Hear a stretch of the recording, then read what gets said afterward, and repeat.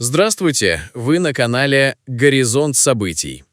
В этом выпуске резкая активизация вулкана Майон на Филиппинах, снегопад в республике Адыгея и в Болгарии, пожар на борту эсминца «Хиггинс», паводки в Томской области, авиационное происшествие в Коме, беспорядки на улицах Франции и другие события. О главных событиях к этому часу прямо сейчас. На Филиппинах зафиксирована резкая активизация вулкана Майон, расположенного в провинции Албай. В субботу Филиппинский институт вулканологии и сейсмологии сообщил о мощном выбросе пирокластических потоков, которые спустились по юго-западному склону горы на расстояние до 4 километров. Это событие привело к интенсивному пеплопаду, накрывшему по меньшей мере 52 населенных пункта в муниципалитетах Камалик, Гинабатан и городе Лигао. Местные жители сообщают, что слой пепла в некоторых районах достигает толщины 3-4 см, что серьезно затрудняет движение транспорта. Специалисты отмечают, что текущая активность вызвана обрушением лавового купола и сопровождается стромболианскими извержениями с выбросом светящихся фрагментов магмы в районе кратера. На данный момент на вулкане сохраняется 3-й уровень опасности по 5-бальной шкале, что подразумевает высокую вероятность взрывного извержения в ближайшее время. Вход в постоянную 6-километровую зону опасности строго запрещен. Спасатели координируют эвакуацию семей из наиболее подверженных риску районов, где из-за продолжающихся дождей также возникла угроза схода лохаров по руслам рек.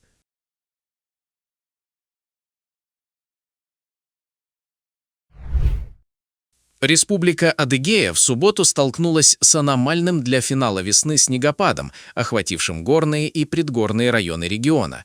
Резкое похолодание сопровождалось переходом затяжных дождей в мокрый снег, что привело к формированию временного снежного покрова в таких населенных пунктах, как поселок Каменномостский и станица Даховская.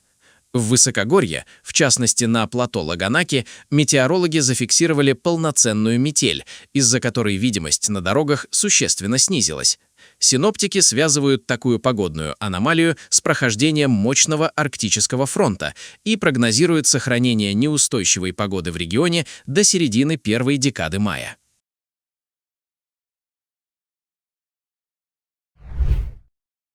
На борту эсминца «Хиггинс» ВМС США, выполнявшего задачи в Индо-Тихоокеанском регионе, произошел серьезный пожар, в результате которого корабль временно потерял ход и управление.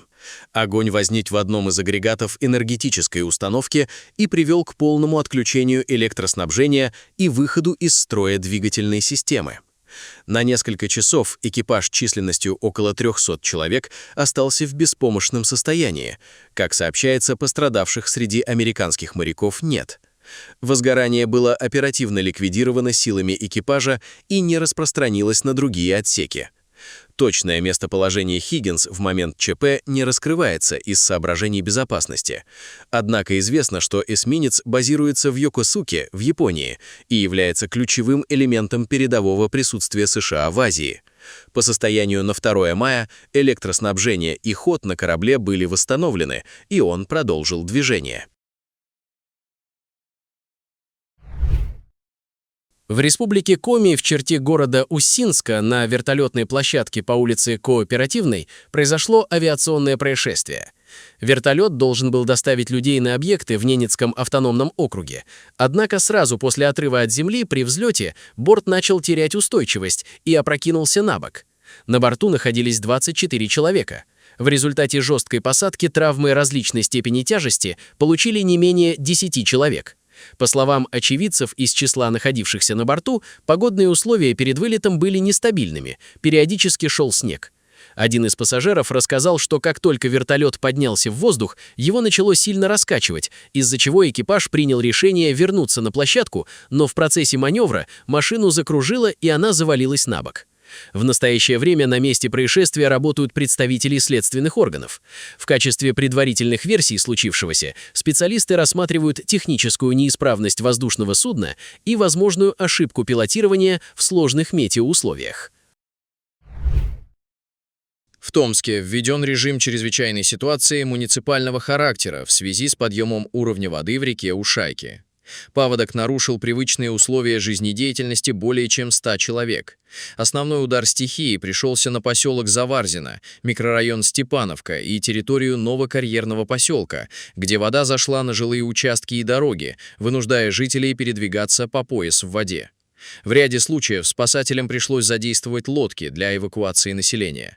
Сообщается, что сейчас уровень воды на различных участках реки упал от 10 сантиметров до 1 метра 10 сантиметров, что позволило воде начать уходить с большинства подтопленных территорий. Для пострадавших были приведены в полную готовность пункты временного размещения в Академическом лицее и школе номер 42.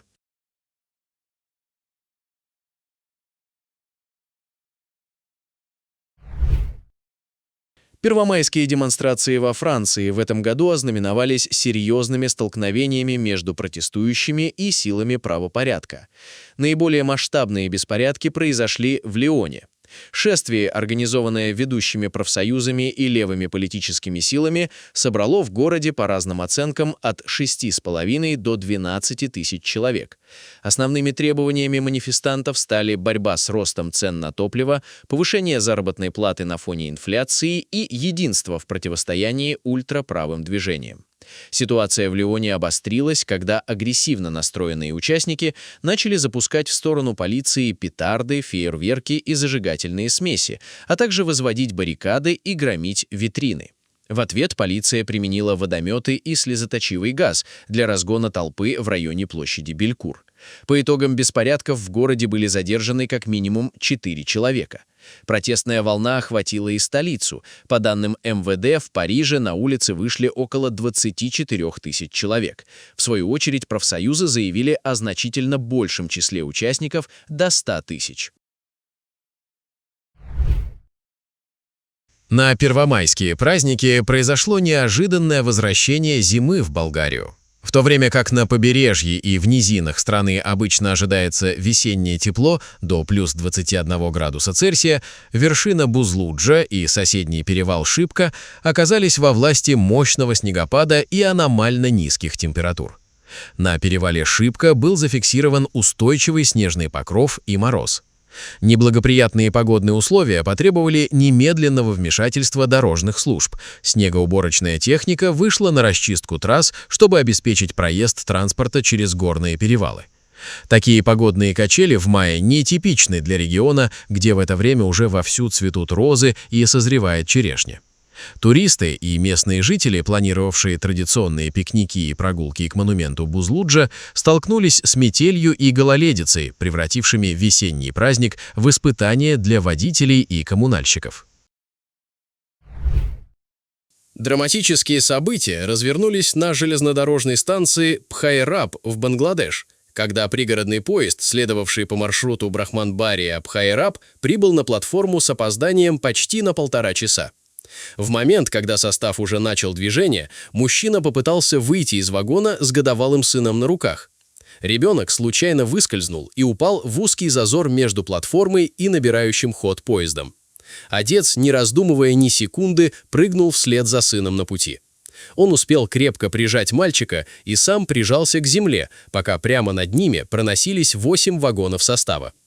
Сотни пассажиров на платформе в ужасе наблюдали за происходящим, не имея возможности вмешаться. Когда поезд проехал, очевидцы обнаружили, что и отец, и ребенок остались живы и не получили ни одной серьезной травмы. Видеозапись этого спасения вызвала волну восхищения героическим поступком отца. Сильные проливные дожди, обрушившиеся на бразильский штат Пернамбуку, привели к масштабным наводнениям и разрушениям в муниципалитете Камараджиби и других городах агломерации Большого Ресифе. Непрекращающиеся осадки, вызванные активностью межтропической зоны конвергенции, стали причиной выхода из берегов рек, что вызвало резкий подъем уровня воды в жилых кварталах. В Камараджибе были зафиксированы случаи обрушения жилых домов и оползней в холмистых районах, из-за чего сотни людей были вынуждены покинуть свои жилища. По сообщениям местных властей и служб гражданской обороны, в городе и соседних муниципалитетах более 2000 человек остались без крова или были эвакуированы в пункты временного размещения. Ситуация осложнилась затоплением основных дорог и перебоями в работе общественного транспорта.